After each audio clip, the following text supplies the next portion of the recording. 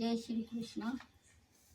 Gita Olympiad 2025साठी मी आज 14व्या अध्यायातील सुरुवातीचे श्लोक म्हणत आहे. ओम श्री परमात्मने नमः.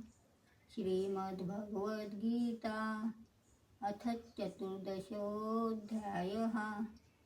श्रीभगवानुवाच परं भूय प्रवक्ष्यामि ज्ञानानज्ञानमुत्तमं यज्ञात्वा मुनयः सर्वे परां सिद्धिमितो गताः. इदज्ञानमुपाश्रित्य मम साधर्म्यमागताः. सर्गेऽपि नोपजायन्ते प्रलये न व्यथन्ति च. मम योनिर्महद्ब्रह्म तस्मिन् गर्भं दधाम्यहं. सम्भवः सर्वभूतानां ततो भवति भारत.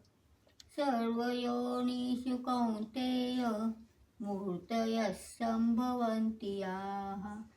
तासां ब्रह्ममहद्योनिरहं बीजप्रदः. सत्वं रजस्तम इति गुणाः प्रकृतिसम्भवाः.